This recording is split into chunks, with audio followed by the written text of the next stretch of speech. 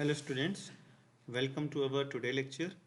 In our today lecture we are going to discuss that how can we make the graph for marginal cost curve. So now first of all let's discuss that how can we calculate the value of marginal cost curve. Basically marginal cost curve is the change in total cost due to change in number of quantity or the cost which we have to bear for the production of one extra unit is called marginal cost.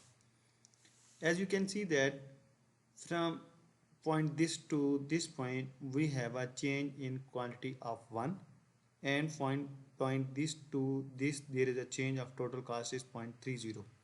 So we have to divide change in total cost with change in quantity. So the change in total cost is 0.30 and change in quantity is 1. So when we divide 0.30 with 1 we have 0.30 as a marginal cost. Similarly, when we are moving from this point to this point, the change in total cost is 0.50. 3.80 minus 3.30 which give us 0.50, and the change in total quantity is 2 minus 1 which is equals to 1. So 0.50 divided by 1 equals to 0.50.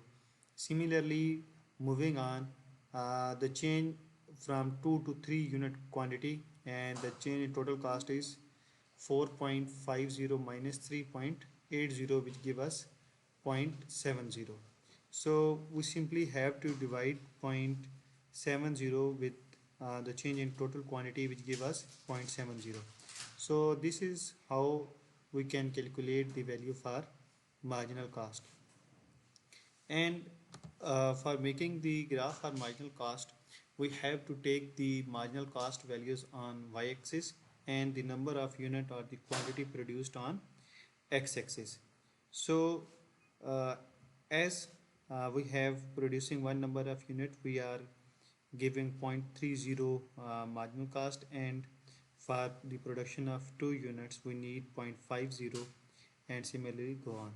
And after that we just have to simply join these draw dots which give us the curve for marginal cost curve.